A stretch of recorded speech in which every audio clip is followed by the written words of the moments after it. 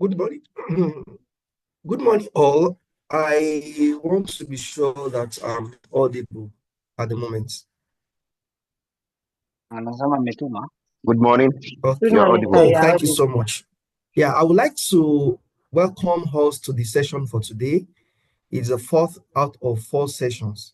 When we started looking at writing the introduction section, we've looked at the method section of the manuscript.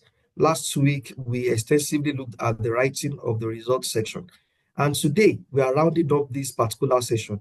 So we'll be talking about the discussion and conclusion sections of our manuscript. And today, without wasting much time, I would like to briefly introduce the speaker who has, I think she has featured at least 1 or 2 times previously on this series. So her name is Ms. Anuluakpo Afolabi. So she's a public health practitioner and currently a PhD candidate at the Nasarawa State University, Kefi, Nigeria. She has published over 80 manuscripts, and some of these manuscripts are meta-analysis, cross-sectional study, case reports, and also some systematic review. So she is experienced when it comes to the writing of the discussion and conclusion sections. So I would like us to welcome her. Well, if you have any question, please, you can just send it to the chat box, or at the right time, you'll be allowed to signify by using the hand raise icon, and the opportunity will be given to you to ask your questions. Once again, colleagues, you are welcome to today's section. I welcome Anuluakpo Afolabi. Over to you, please. Thank you. All right. Good morning, everyone. Please confirm you can see me clearly and you can hear me.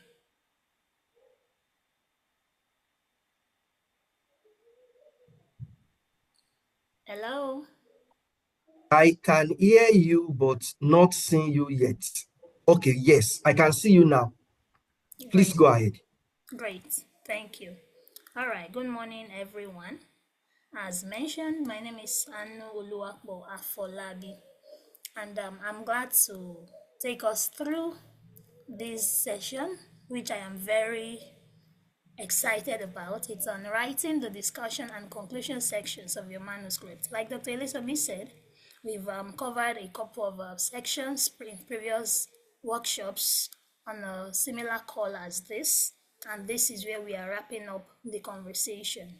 The discussion and conclusion sections of our manuscripts are very critical because they are like the peak of the work we are doing. That's the destination we are aiming at, and we can't afford to present them in a suboptimal manner. So the goal of the discussion section of the manuscripts is basically to answer the research questions which the researcher, you and I, posed in our introduction by using the results we collected during the research. So it's where we tidy things up, where we dot the I's and cross the T's, where we triangulate our introduction with the results, with the objectives and research questions, and then we make it balanced, situating our findings in literature. So this is the destination, just like how I spent my last holiday. We'll start with, the holiday was this. It started on the 15th of December 2024. I went to XYZ place, which XYZ person had promised me. These were the things I did, and then we can discuss further and conclude. And I want to tell us that the results section is different from the discussion section. The discussion section is where we interpret our results and where we make deductions and draw inferences.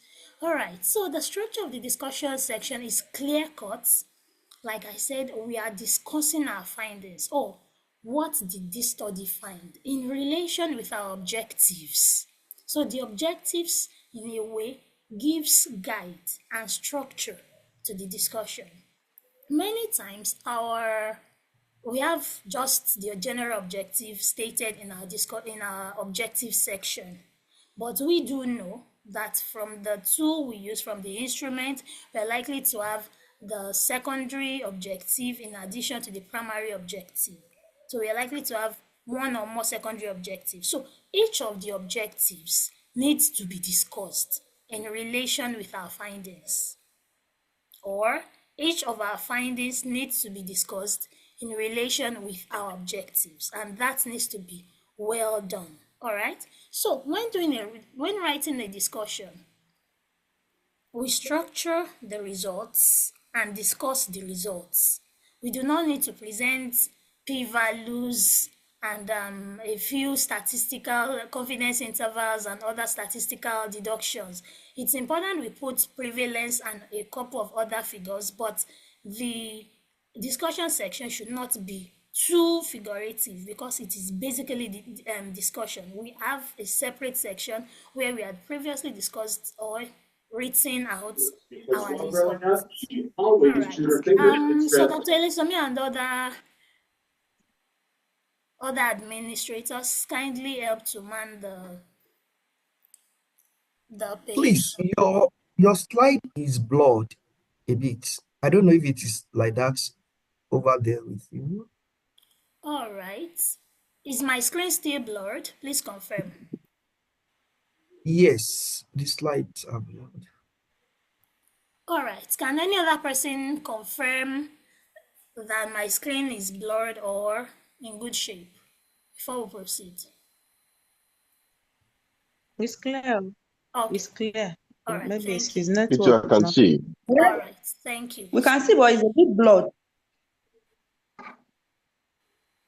All Okay, right. if some can see clearly, maybe it's the network from our own side then, because somebody also raised that on the chat.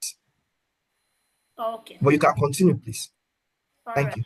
Thank you. So I think the lettering is clear, but the charts is blurred. Oh, okay. All right, I get that. So the chart is a picture which I would be willing to paste in the chat box shortly. All right, probably after the presentation, and then we can take that as a resource tool we can use going forward. All right, so for the discussion, like I've said, we need to structure our discussion in relation to our objectives. So an objective, for each objective, we need to discuss our results. And while discussing the results, we need to ask, what did this study find?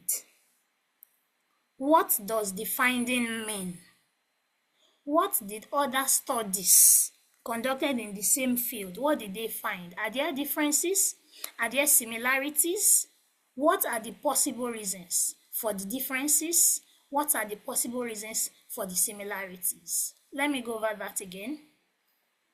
We need to structure our discussion in line with the results, in line with the objectives. So for each objective, we need to take that portion of the results that speaks to it, and then we need to unpack what did the study find. Please, if you're not speaking, kindly mute your microphone. All right? Let's mute everybody from the end. Or let the admin mute everybody. All right, Dr. Elesomi and other admins, please let's get on that. All right.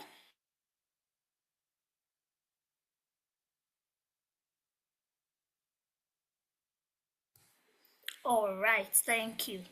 Okay, so for each objective, we need to discuss our results. For each objective, we need to discuss our results. There would be examples where we look at for clarity and further explanation, but generally, we need to know, what did the study find?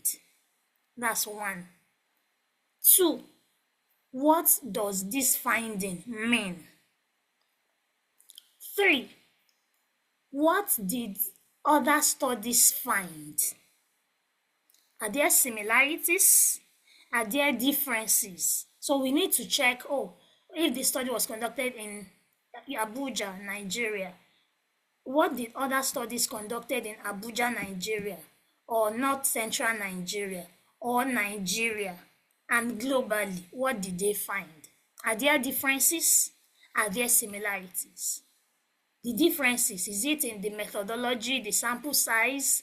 The differences, could it also be the changes or the different periods? Can we adduce it to the different periods in which the studies were conducted? And then the similarities. What were the similarities in the tools that were used and the rest? What could have affected, what could have influenced the similarities? What are the possible reasons for the similarities you have observed between your finding and literature? What are the possible reasons for the differences between your study and literature? So that needs to be unpacked completely. And it is very important that we situate our discussion in literature. But at the same time, we need to ensure that we are not just discussing literature, our own voices are heard regarding our results. It is not a literature review, it is discussion. And what are we discussing? We are discussing our findings, our research findings, situating it in literature. All right, so that's the first paragraph of the first paragraph of the discussion section talks about the primary or main objective. Every study has its main objective. Then subsequent paragraphs, still retaining the same style. What did the study find? What do the findings mean, or what does the finding mean? What are the similarities and or differences between this study and existing literature, and what are the possible reasons for the differences and or similarities? So the next paragraphs also go in line with that, but they will be talking about the secondary findings, And then when we're done with that, so the second to fifth paragraph, depending on the number of objectives that we had in our work, the second to fifth paragraph or the second to fourth paragraphs, as the case may be, would then discuss other findings that are good to know. The first paragraph is talking about the must know, the important to know. If you have not discussed it, your study is not complete. That's the main objective. While the next 3 to 4 paragraphs will talk about the secondary objectives. All right. After that, we'll have the limitations and strengths. It's important. There is no perfect study anywhere. The most experienced professor of public health, even if he or she conducts a study, it will still have limitations. So, including limitations in our work does not mean it is of poor quality. No.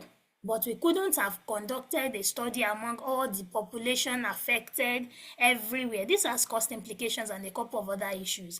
A case control study would have its own limitations. A cross-sectional study would have its own limitations. So we need to bring out these limitations, but at the same time, while talking about the limitations of our study, we need to bring out the strengths so that the limitations do not completely water down the quality of the work we have done. All right. Next paragraph, we'll talk about the conclusion, and then the 8th paragraph or 7th paragraph, depending on the length of your discussion section, we're talking about the recommendations or public health implications and or research suggestions.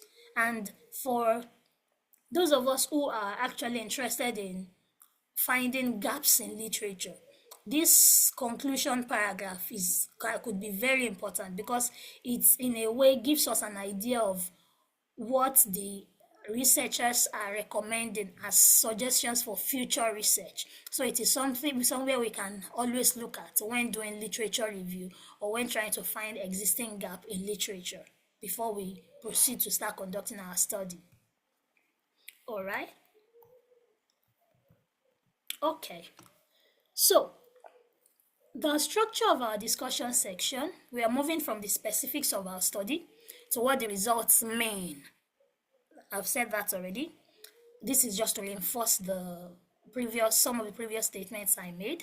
We're starting with a summary of the key results. We are not talking about everything, but we are discussing with a focus, and the focus is with our eyes on the objectives. Okay. We need to include the limitations and strength, like I've said. At times, some journals will say we should separate the conclusion from the recommendation section, while others will say we need to put them together, integrate them, embed them together in the same paragraph. But generally, we need to, before we proceed to writing our article, if you have a journal in mind, please go through the journal's guide for authors. There is an instruction for authors for every journal. Let's familiarize ourselves with it so that we are guided appropriately and we do not overwrite or underwrite if the journal does not want that. So we need to be very targeted and focused when we are writing. All right. Okay, so now for the discussion, there is like a general template, which in a way is still referring to what I have talked about. We need to ensure that we answer our research question. Now, some people will say, is there any difference between research question and objectives? Your objective and research questions should agree. If my objective is to determine the prevalence pattern and determinants of intimate partner violence among sexually active married women in Nigeria. Now, my research questions could Oh, be madam. three. One Hello. is the prevalence. Sorry to interrupt. Sorry. Please, your PPT slides are not clear. We can't see. We can't see the slides. It's very blurry. Thank you. Okay, let me stop sharing and try to reshare. Okay, just a minute.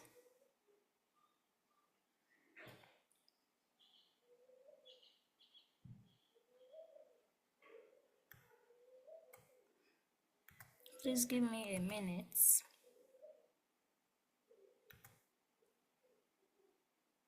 Just a minute. And we'll be up in just a minute.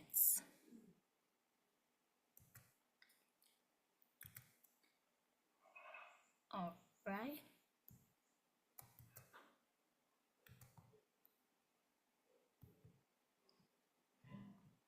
Okay, so let me try and reshare now without optimizing.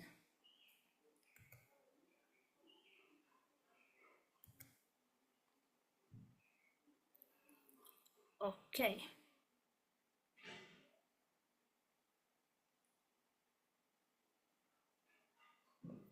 Okay.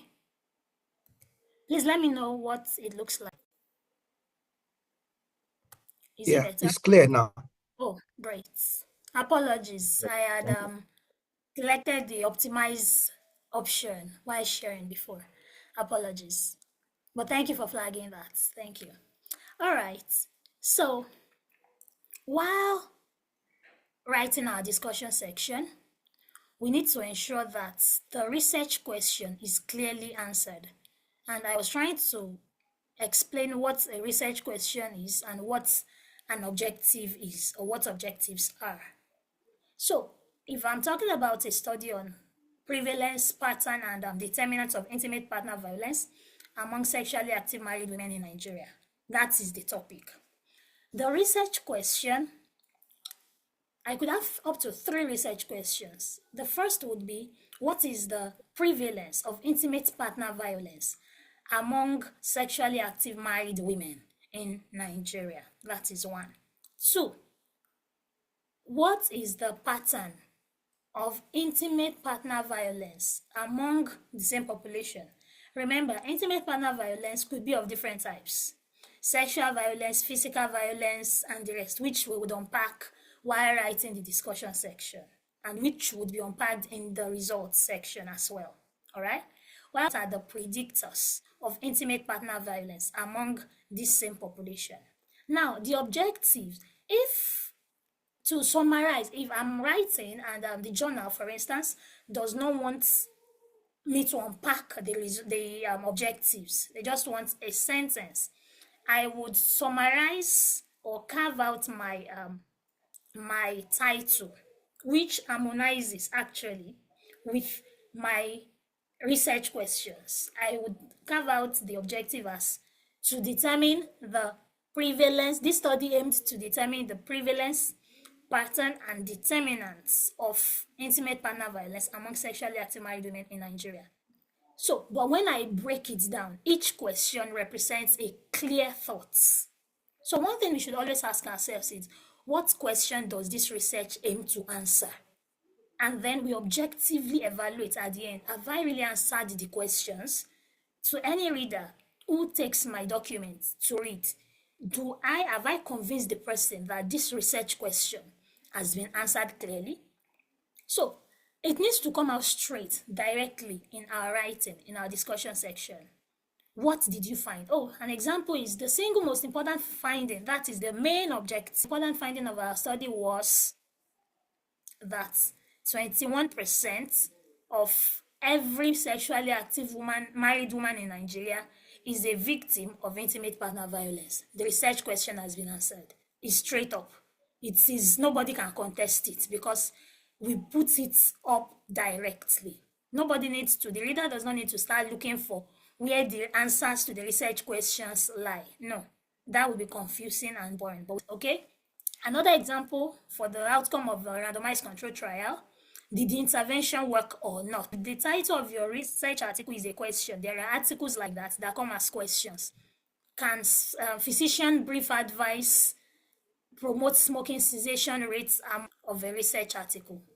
Some people have argued that it reduces the yield or the readership index of people use questions for their research titles, for their article titles, but it's in this to your readers. All right, so I've talked about this. I would go to this example.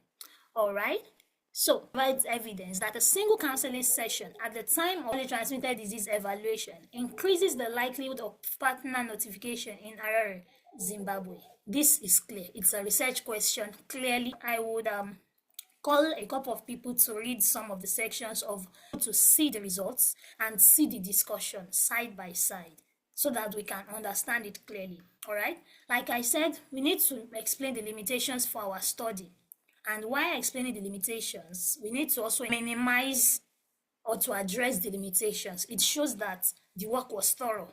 It shows that we didn't do a wishy-washy or substandard research, and it shows that we are credible as researchers. And then when we talk about, depending on the journal, there are journals that will say a limitation section to just the limitations only, while others are indifferent. So, but if the journal is indifferent, please, we need to add our strengths, the strength of our articles.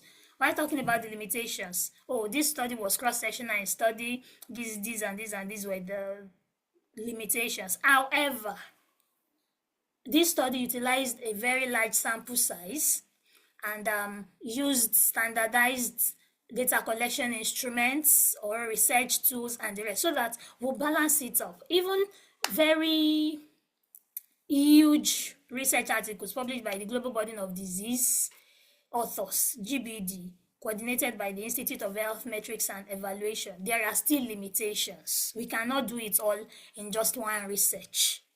Maybe lost to follow up, some patients dropped out and the rest. It needs to be captured in the limitation section.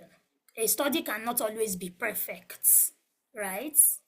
So we need to include the limitation section in our work. All right, so this is an article published by some of my colleagues and I. It's titled Determinants of Intention to Abort Among Married Women in a Metropolitan City in Southwest Nigeria. So there are two sample articles. This is the first one. All right, so before I call on someone to please read, I want to say that many times there is a gap. Before this study was conducted, I did some literature search, comprehensive literature search, and I saw that intention to abort among married women is a gap that is often excluded in studies, in literature. So I was not reinventing the wheel at any point on this study. I wanted to see, okay, if a woman intends to abort, will it in a way influence eventual abortion? Intention to abort could be due to any reason. So regardless of the reason, if she intends to abort, what could have caused it and what can it lead to? So that was the stance or the positioning which I took before conducting this study, and it was published in the African Journal of Reproductive Health journal. Okay, so I'm looking for someone to call who will please take us through the discussion. The person would only read, and then all of us would discuss further. All right. So I'll be calling everybody a doctor, whether or not you're a doctor. Yes, it's safer that way. Dr. Damilare Akintunde, are you on this call? Yes, I am. All right. Please, can you read the discussion section? Okay. Findings from this study reveal that a large proportion of married women have intention to abort, thus highlighting the likelihood of prior or future intention to abort among them.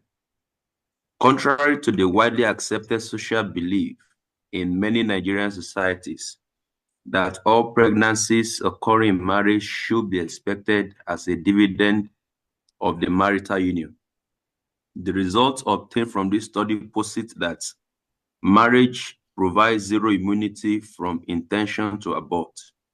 We observe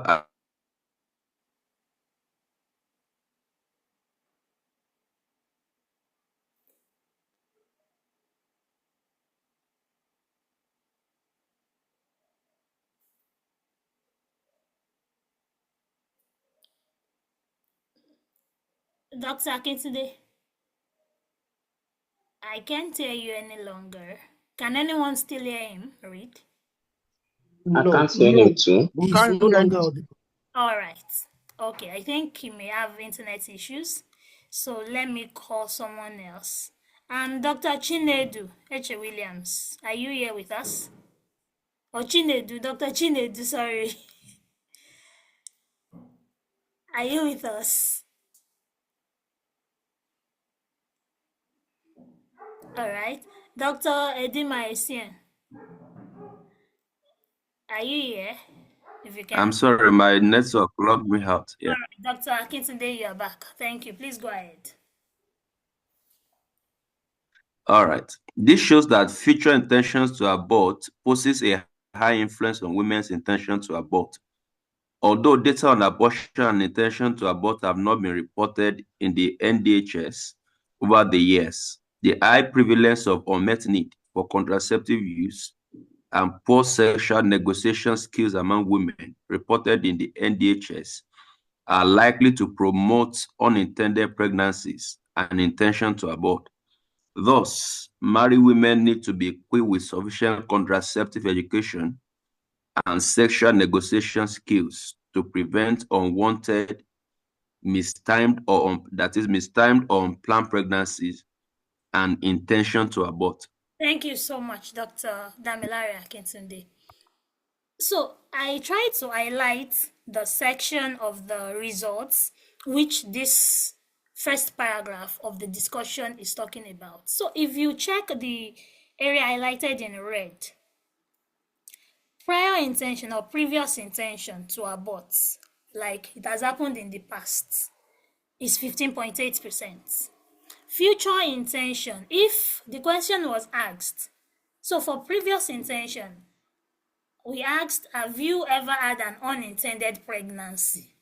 Now, the unintended pregnancy was, have you ever had an unwanted pregnancy rather? It was captured in two ways. Have you ever had a mistimed pregnancy? The timing of that pregnancy was not right for you. Or have you ever had an unplanned pregnancy? So we merged the two together and it gave us unwanted pregnancy. Now, so has it happened to you in the past? For any of those pregnancies, did you consider terminating the pregnancy? You may not eventually have terminated it, but at any point, did you think about terminating the pregnancy? That was what we used to measure prior or previous intention.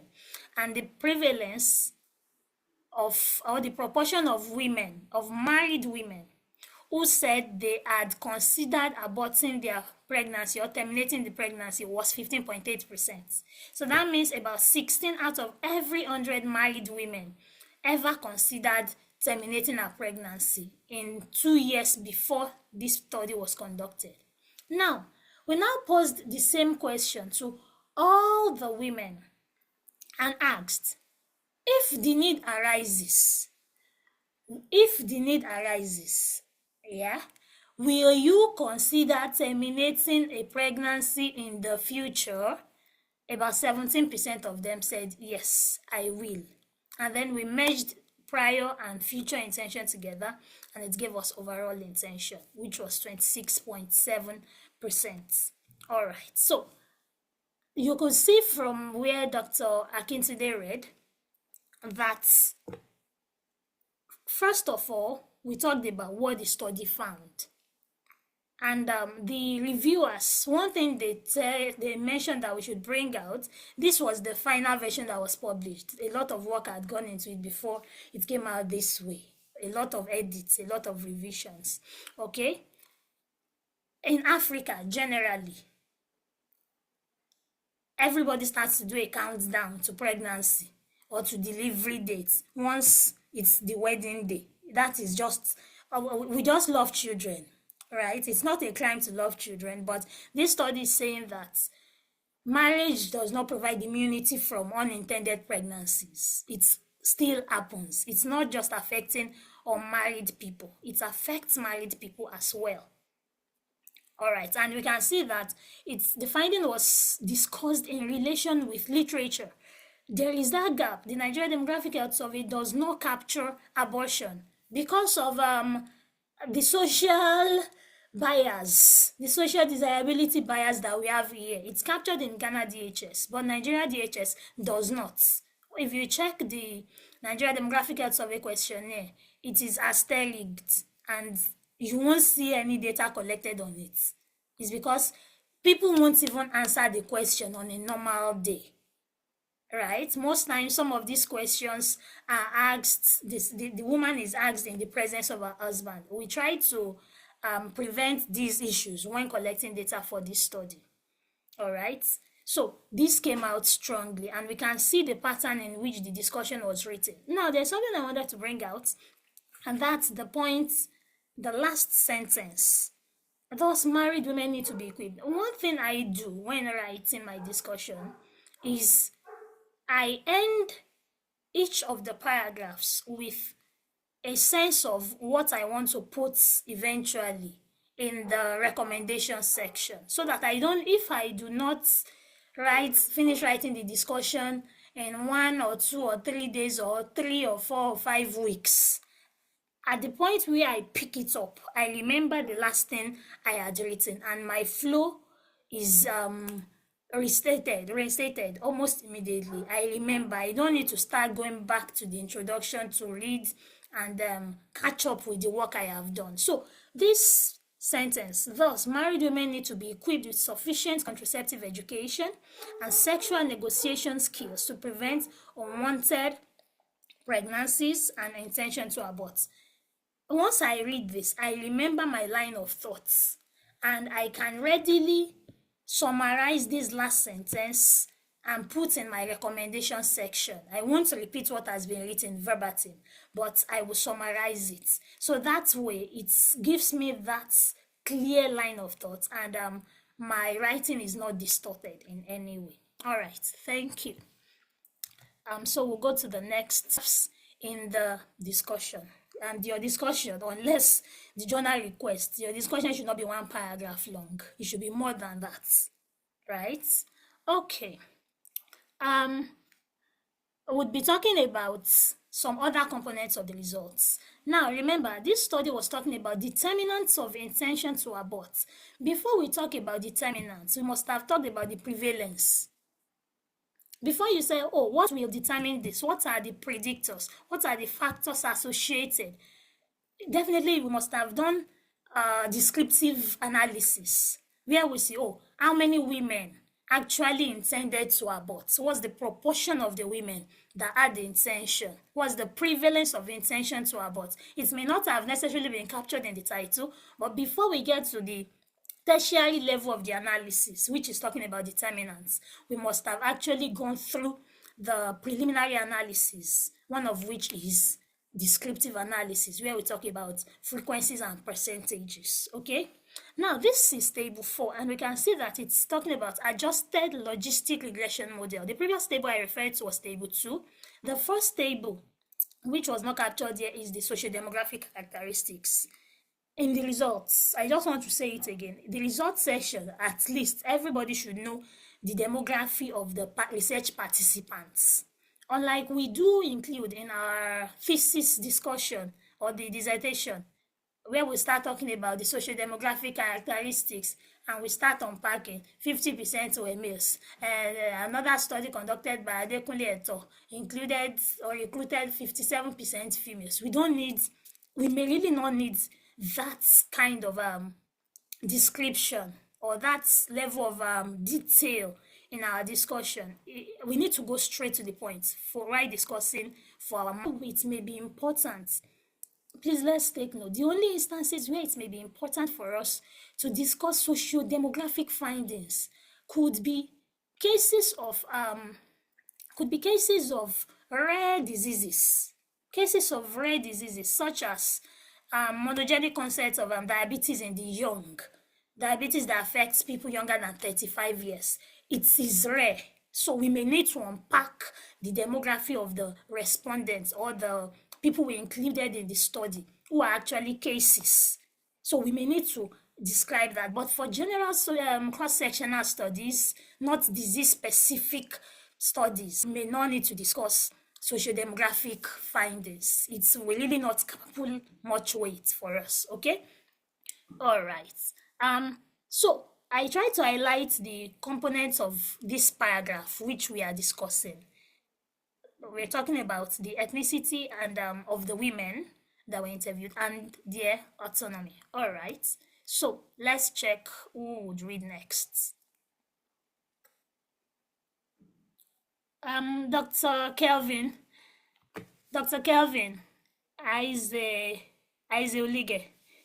Please, are you with us?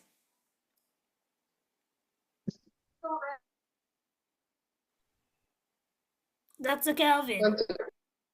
Meet myself. Okay. Yes, I've requested that you unmute. Please unmute your microphone. Yeah. I've sent you a prompt here. Please read. Okay. I'm not to be able to remove it. Sounds unmuted from my end.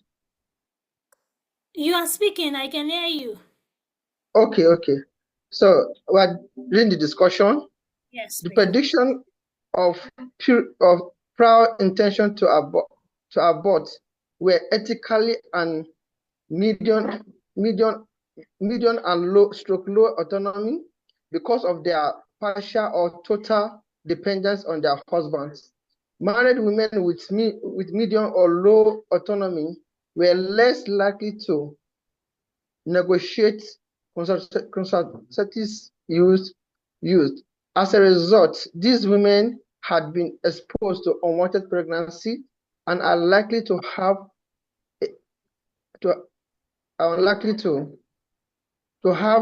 had prior intention to abort. Likewise, ethnicity has remained an important sociological marker in the sexual and reproductive health context in Nigeria, with the Yoruba ethnic group having less likelihood of prior intention to abort compared to other ethnic groups.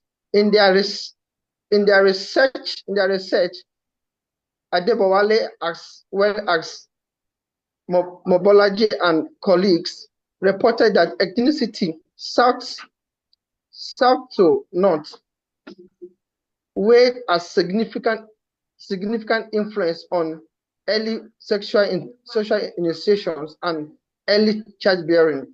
Ethnic disparities in enrolling female children in formal education have been reported, and this has linked to a high level of autonomy and decision-making ability among certain women. Likewise, our finding collaborate literatures that women who were employed are less likely to have gotten an unwanted pregnancy in the past or has had prior intention to abort. Therefore, improve health education, clear communication, of pregnancy prevention tips in local language and women empowerment programs should be adopted to promote women autonomy and reduce intention to abort. Thank you. Thank you. All right. So I try to bring out these two variables because if you look at the p-value, we can see that under prior intention, where I highlighted in red, the p-value is less than 5%. That's less than 0.05.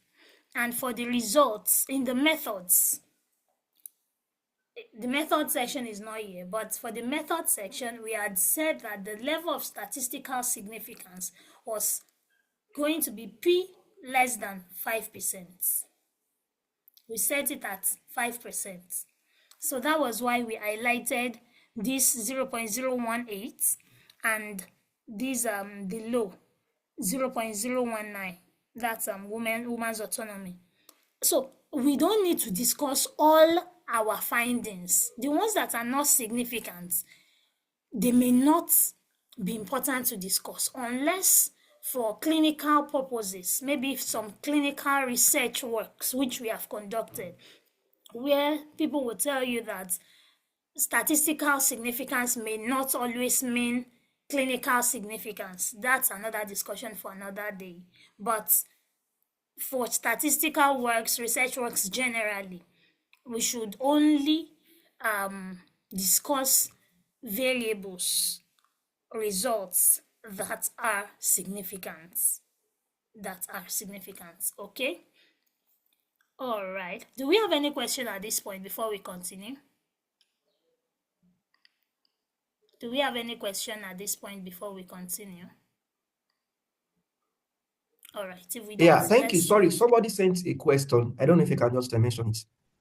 That's in some instances significant, and you still want to discuss them. That's also allowed? Yes. Yes, it is possible to discuss some results that are not statistically significant. Okay, so I think I will just continue with what I was saying earlier. Sorry, I need to stop sharing this screen.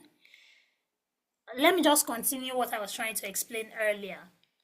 And that is, depending on the work we are doing, whether it is a clinical research work or non-clinical research work, public health work, and the rest.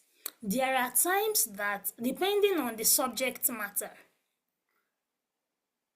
the fact that a variable is not statistically significant may not necessarily infer that it is not worth discussing.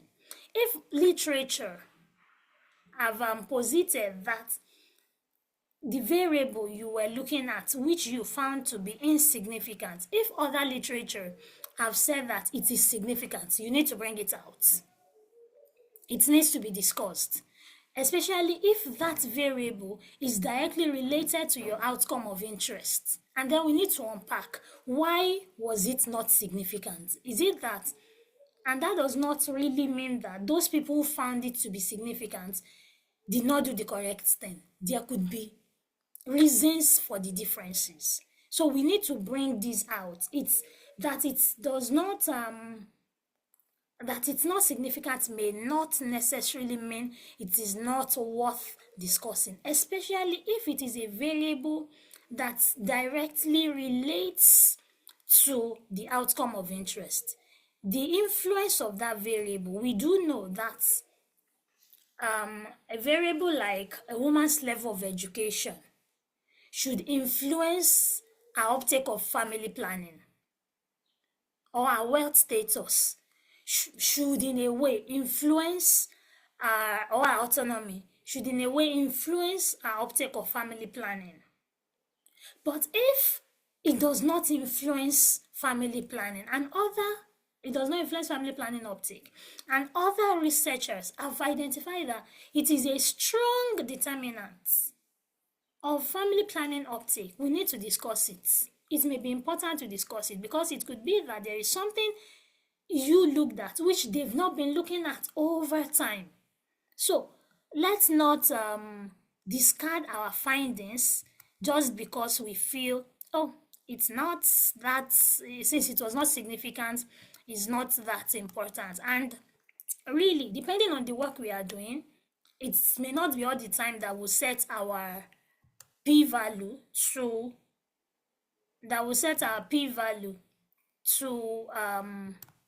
5%.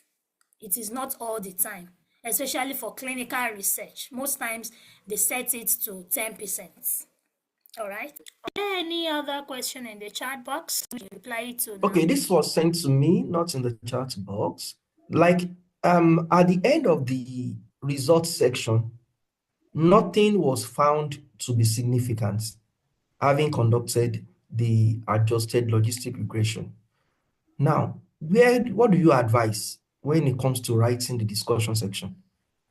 All right. The main finding seems, well, at the multivariate level, nothing was significant, and the work must have a discussion. So what do you advise? Thank you. All right. Thank you so much, sir. Thank you to the person who asked the question. All right. So, like I was saying, we need to first of all do a comprehensive literature review. And one thing that is important to do at that point is to draw a conceptual framework. When we draw a conceptual framework, we see the variables that we consider important to our work. Variables that we consider important to the outcome. The variables may not be universal.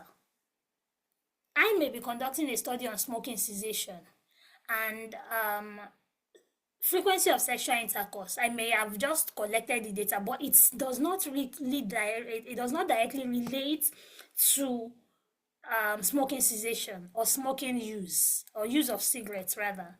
But somebody who is talking about mpox infection, we may need to use the variable tagged sexual intercourse, frequency of sexual intercourse may be very important in that instance. So by the time we do our comprehensive literature review, we are able to identify, based on literature, what are the variables that are actually very important to this study. And then we put them on that scale, we rank them. What are the variables that are very important? So if at the time we are running our logistic regression model, adjusted or unadjusted, and we see that nothing was significant, but those variables obvious, which you had clearly identified based on literature and based on what you think the role they play, how they affect your outcome of interest, even if they are not statistically significant, you still need to discuss them. They are worth discussing because you didn't find any association, and that the fact that you did not find any association or that they are not determinants or they do not predict or affect or correlate with your outcome of interest does not mean what you found is not real. Does not mean what you found is not truthful, that what you found is not credible. No. It still means you need to discuss it and bring it to the fore. In case other people have been manipulating their data and you are doing the most credible job at this time, we need to bring it out. We need to contribute that to literature. There could be something they have not been looking at that you were able to bring out from the study. Okay? So, like I said, especially if it is a clinical work, especially that we must have gone through comprehensive literature review to identify the variables that are of interest. And whether those variables are significant or not, they must be discussed. And then you can now start unpacking. What did you think led to the insignificance? What did other studies find? Why do you think their studies were significant? They found significant results. And then what could be the implication of your own findings? So it's just how we beautifully craft it. But just to conclude my response to that question, that you did not find significant results does not mean it's not worth discussing. Does not mean it is not worth discussing. That is just it. Okay. So, do we have any other question right now before we continue? All right. I think none. All right. So we'll just continue. Okay.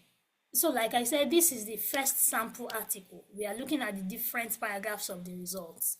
Now, this is the third paragraph of this results section. This is the third paragraph. And I tried to, okay, I didn't highlight all the variables we were talking about. We talked about family type, monthly income, and on the next slide, we talked about media access, which were the variables that were significant here. Let's remember, we've talked about prior intention already. So we are not talking about prior intention right now any longer, okay? And like I have said, depending on the work we are doing, so different background characteristics can affect different outcomes in different ways. So we need to be open-minded and not just, but sex is supposed to influence this. But no. We don't need to argue some things out. If sex is not meant to be a factor or a determinant of something, if we do not see it as being such a determinant, we don't need to talk about it. But if it is meant to be a determinant, just like we compare the prevalence of mpox among female sexual workers, men who have sex with men, and the general population, and we saw that the prevalence of mpox was higher among female non-sexual workers who have just one partner, is higher than that of men who have sex with men and female sexual workers. It is a question we need to ask. We need to interrogate it further. Even if it is not statistically significant, we need to explore it further. Because in a way, it's not consistent with what we have been reading in literature. And it's something that could be very interesting to consider, to look at. And let's see what happened. What should we be looking at now? So that we are not led astray. You always remember that this research that we conduct influence policy. They have public health implications. Influence the health of your neighbor. Influence your own health as well. So there are things we just need to be open-minded to and adjust as the need arises. Okay. I'll be calling on someone else to please read the discussion section, the third paragraph. Dr. Omotefe Faith Esajobo, are you with us? Can you please read the discussion section?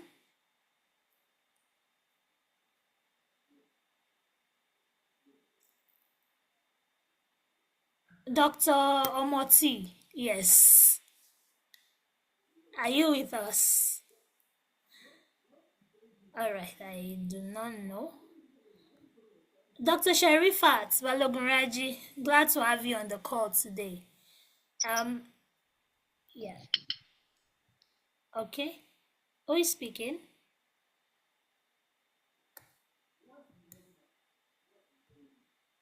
Dr. Faith, I've prompted you to unmute your microphone. Please unmute and read. Dr. Sharifat.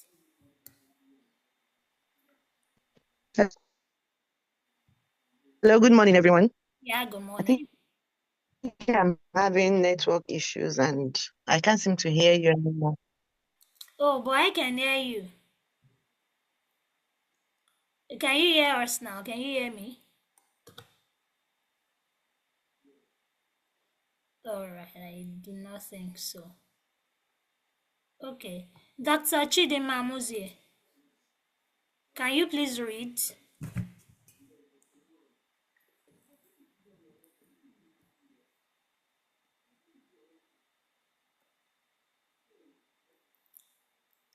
Dr. Adebola Adegbite, can you read? All right. Dr. Adebola Adegbite, I've prompted you to unmute your microphone.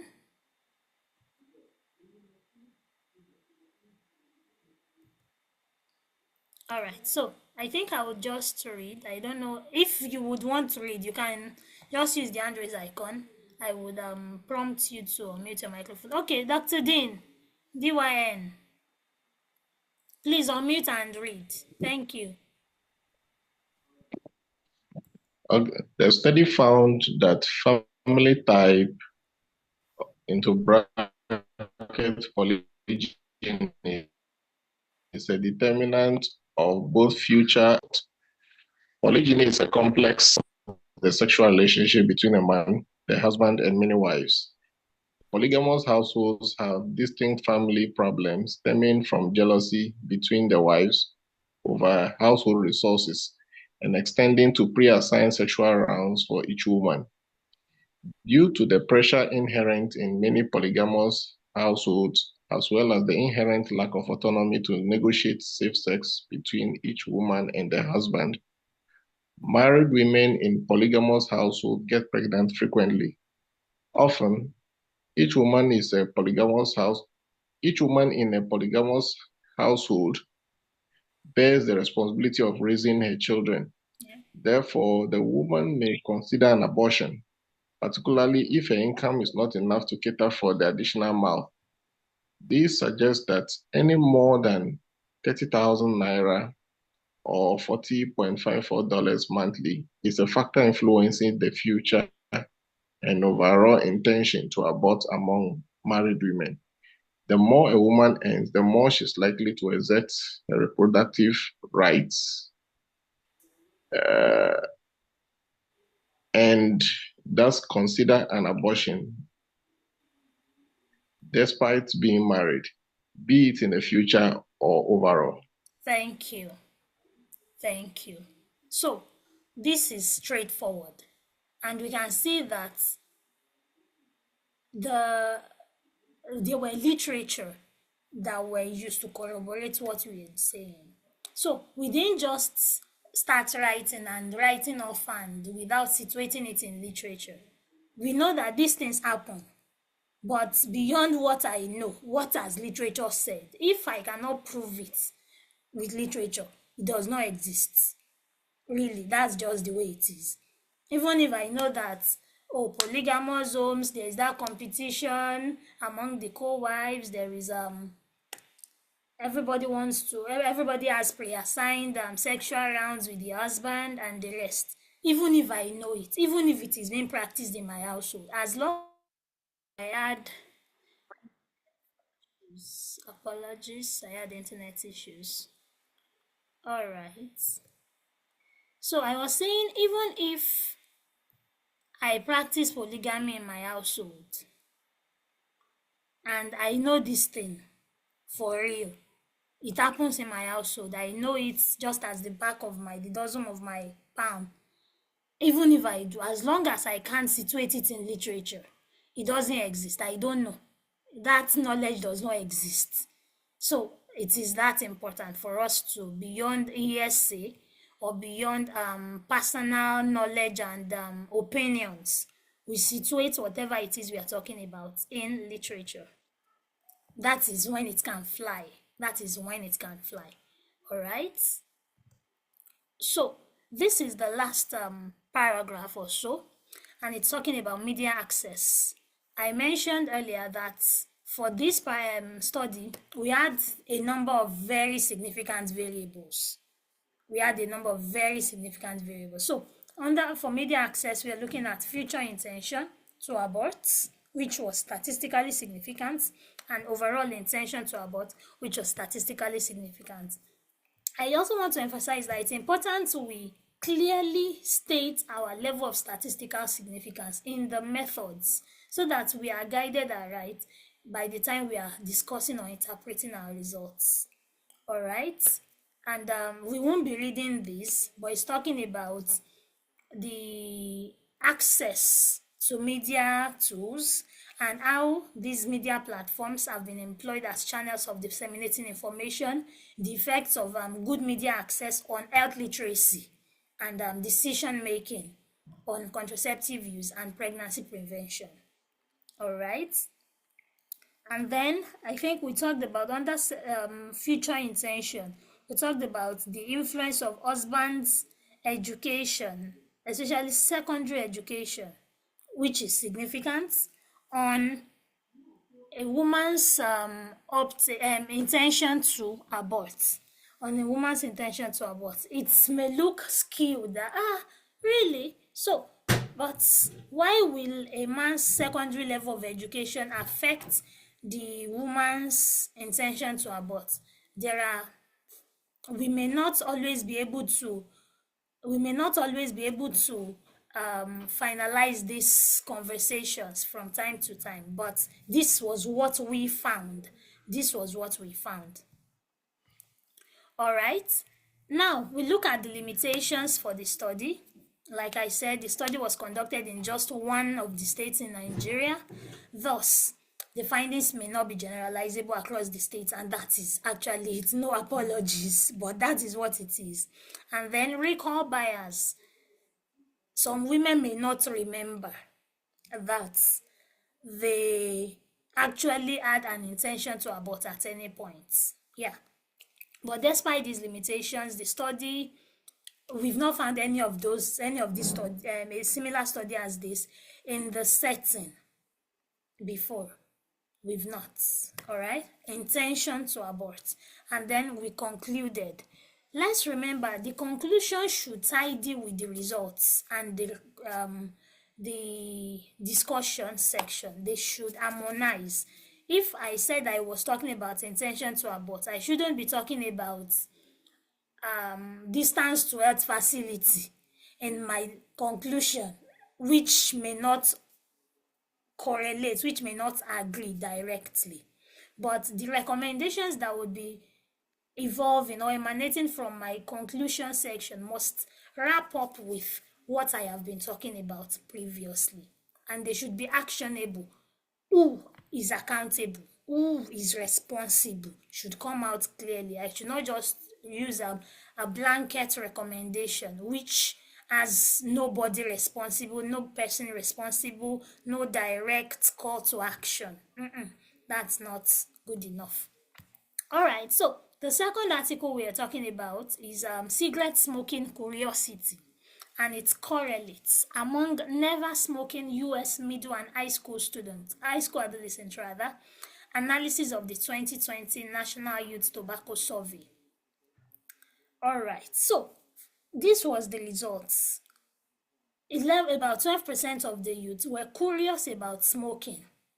Curiosity could affect intention and could result in eventual smoking habits. So that was what we looked at. And for the curiosity, we now unpacked it.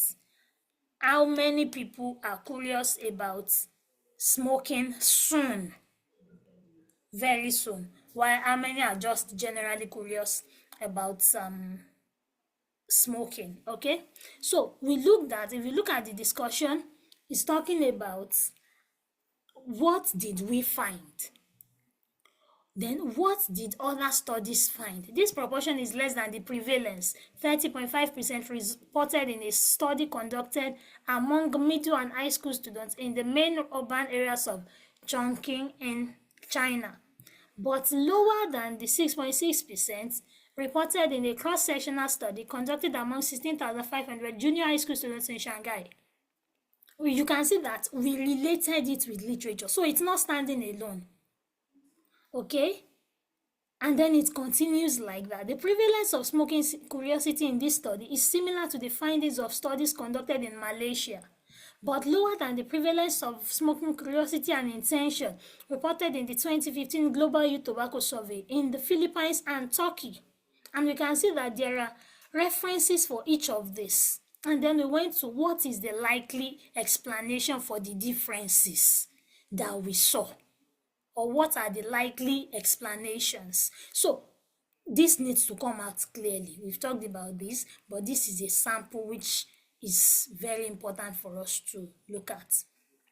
All right, and then to the logistic regression results.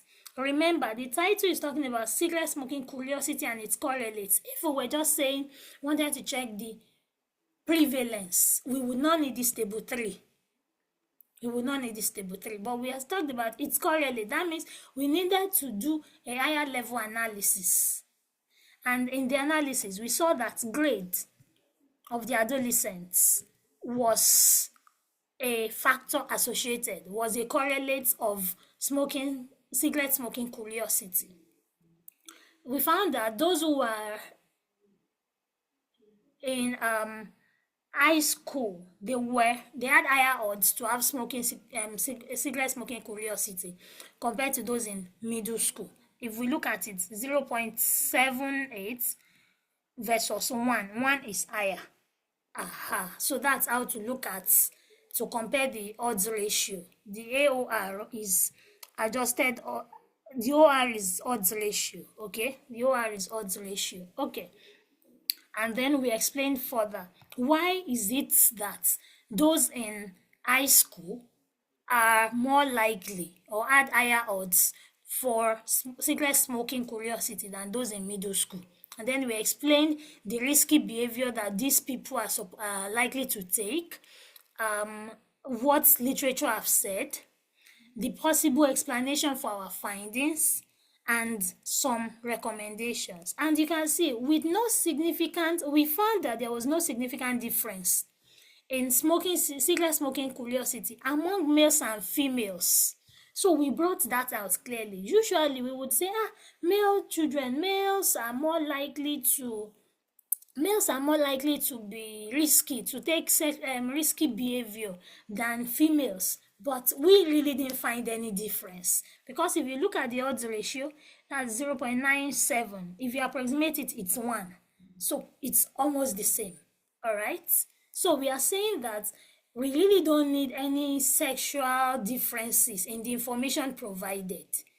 We don't really need it, because it's not really something to worry about. But for the grade, we need to worry about it, and for a couple of other issues. And perception of the harm from use of tobacco products, it was really not statistically significant, but the reviewer mentioned it is important we discuss it, because perception, according to the health belief model, if somebody perceives that there is perception of using a product, it would affect uptake or use of that product eventually, according to the health belief model. So if these adolescents have poor perception, if they consider that tobacco products are not harmful, they are likely to use it. So we had to discuss it, even though it was not statistically significant. So that was what I wanted to explain at that point, okay?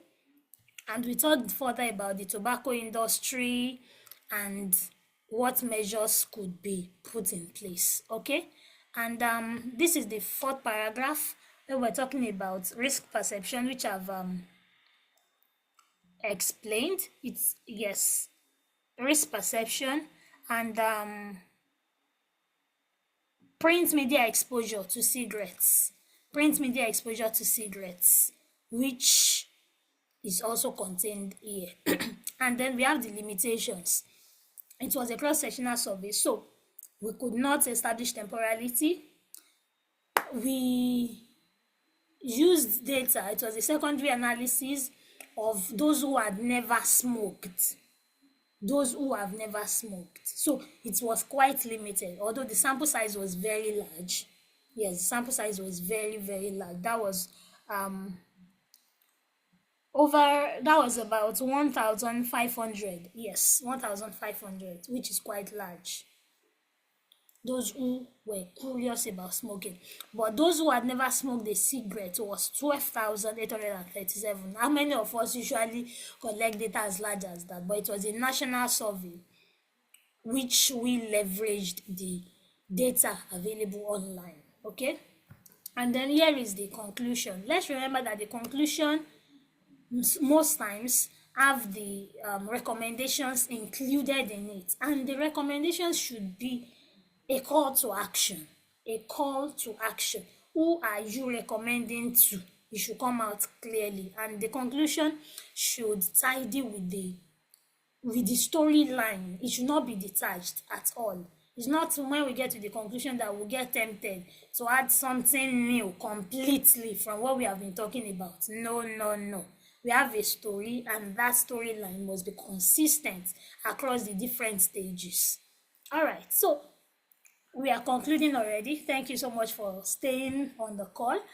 Mistakes that people make are rewriting the results and not discussing it. Like we've said, we need to interpret our results. Okay? We are not meant to bring in new results in the discussion section. We should avoid broad statements. Our results must be conclusive. Limitations and the rest must be there. Limitations must be there, and we must reference other studies that are relevant to our work. What are the other things we need to do?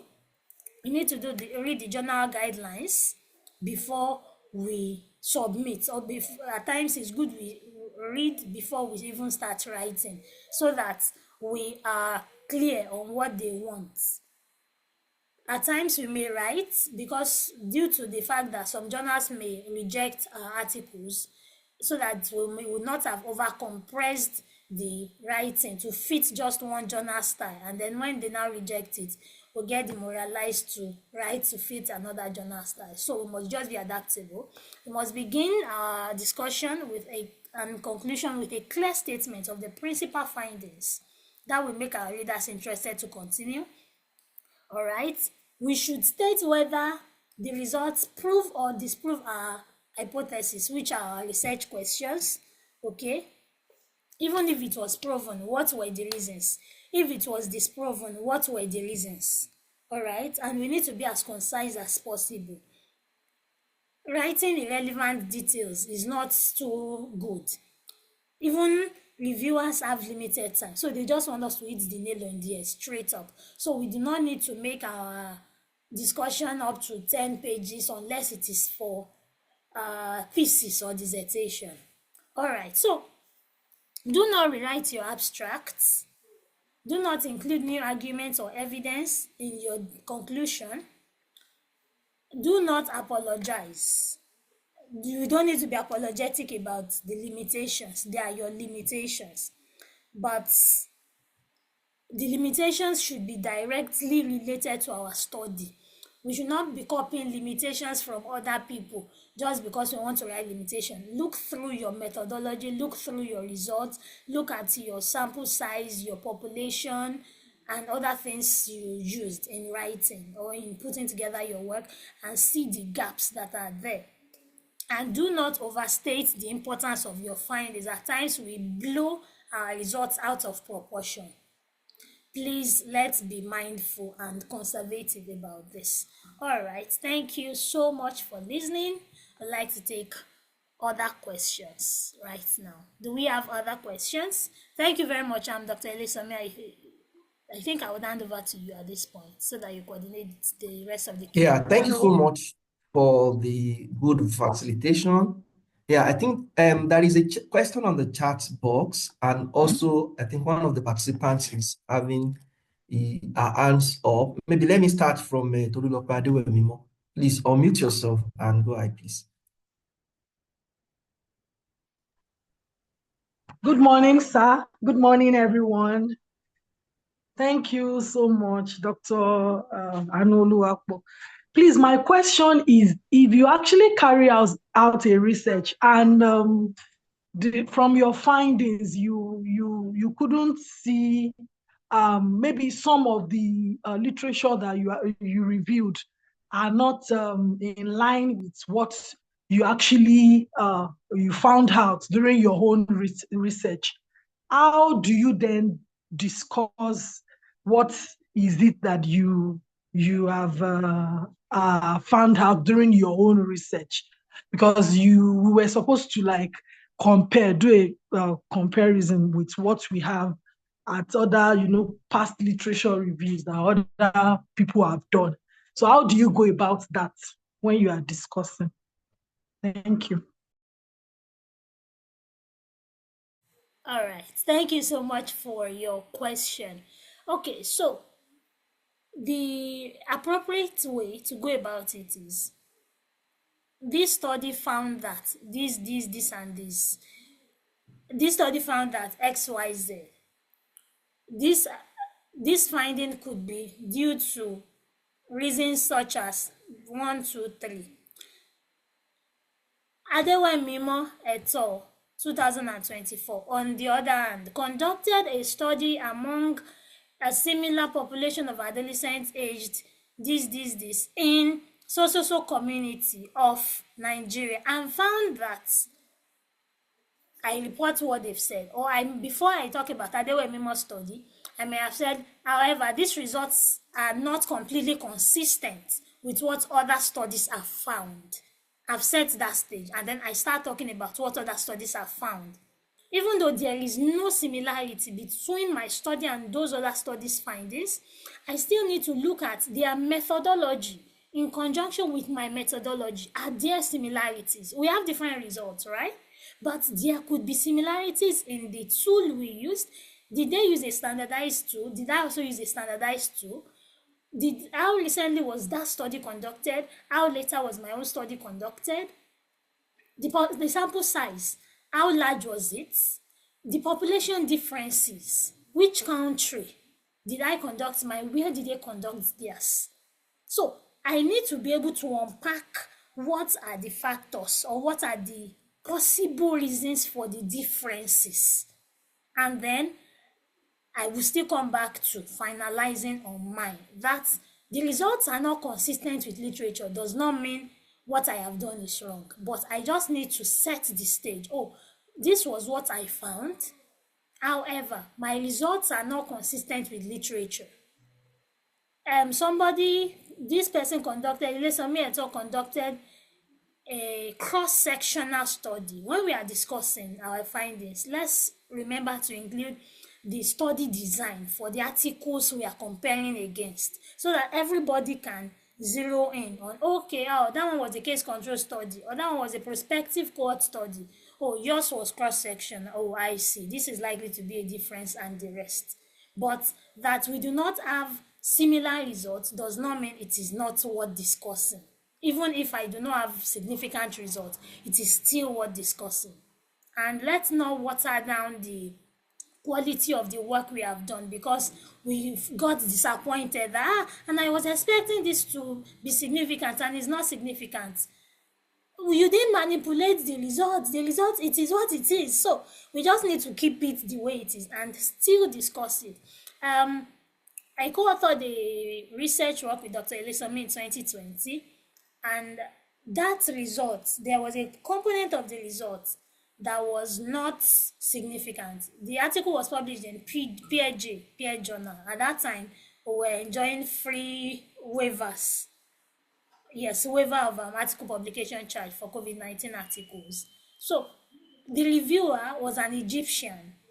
And then there was a component of the result section because that variable was not significant. We didn't discuss it.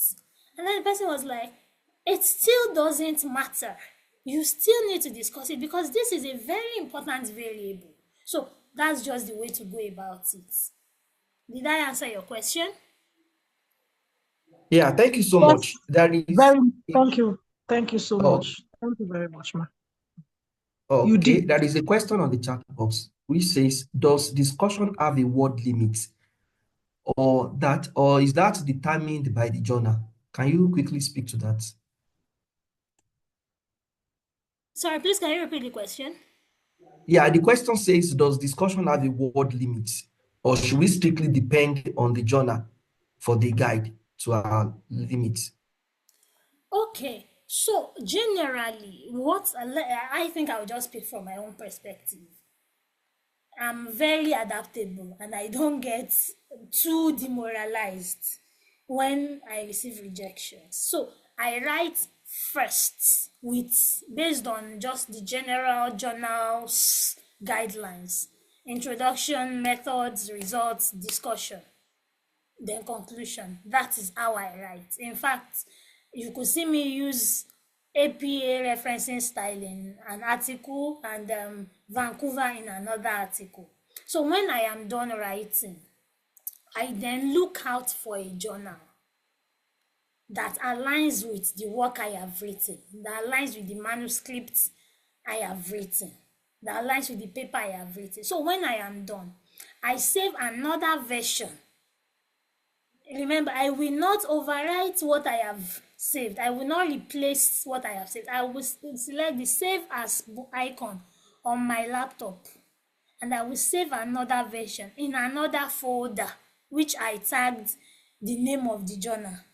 And then I will format my article according to that journal's guidelines. In case the journal rejects the article, I still have my original copy that I can fall back on and revise to meet another journal's writing style. And then I'll format using their own guideline for authors. So, but there are times that you submit to a journal. Fortunately, they will provide you with feedback even after rejecting it, feedback for improvement. If they do, please incorporate the feedback on the version you are working on, most likely the original version, unless the new journal you are considering has the same or almost the same writing style as the same writing style and the same list of instruction for authors as the previous one that rejected. If it is just very minimal differences, you can still update the one you had previously submitted to the previous journal, update it and make it suitable for the next journal. But firstly, I write to clearly capture my thoughts so that I am not boxed into a corner because of any journal. If I have underwritten something, I may not have the time in the next 6 months to expand the writing eventually. But if I have written it considerably well at first, I'll just keep saving another version, keep saving another version, keep saving another version until a journal accepts it. Yeah, so that's what I do. Did I answer your question? Yeah, thank you very much. I think there is no other It's question. answered. Thank you. Yeah, there is no other question in the chat box. Let me see if there is any other participants raising up using the hand raise icon. There is none. Okay, thank you so much, Anu Oluwapo Afolabi, for the enlightening session. We are glad that you are able to make it today. And I've also learned a lot from what you have delivered. So I want to appreciate you for your time, and I want to appreciate all the participants. Yeah, subsequently, we are going to be starting another round of session that will be talking or addressing those who have had a project work done, maybe for their first degree, for their master's, PhD, dissertation, and the like, who are planning to convert or to tease out manuscripts out of the project work that they have done. I have a few colleagues in this category. So our next round of research and scientific session will be addressing these people. So I want you to stay tuned on our social media handles so that once these announcements are made, you'll be able to follow us, you'll be able to get immediate notification. So if you check the chat box, you will see the link to our social media handles, most especially the YouTube. We upload our recordings, and also on our Facebook, LinkedIn, Instagram, we advertise our upcoming session. So once again, I would like to appreciate all the participants for being part of today's session. And I would want to appreciate the facilitator once again. We can use the clap icon on the React button to appreciate her. Thank you so much for facilitating today's session. So till we meet again, I want to say bye to every one of us. Enjoy the rest of the weekend. Before you go, please, some of us that missed the previous sessions for these topics, where can we access them? Now, I've just copied the link to the social media handles. On the LinkedIn, if you follow us on LinkedIn, you will find the link to the YouTube channel. Or if you just subscribe to our channel on YouTube, then you will get notification anytime we upload. I think we started this session in August. So our past sessions are also uploaded on our YouTube channels. So I think the best to do is to follow us on the social media handles so that you can always receive notification anytime we upload a new recording or we advertise our upcoming sessions. So thank you. All right, sir. I've Thank you very also much, sir. copied, I've repasted the session on the chat box. So thanks for Okay, sir. that. Thank you, In sir. the absence of any other concern, I think we can call it a day. Bye. Goodbye.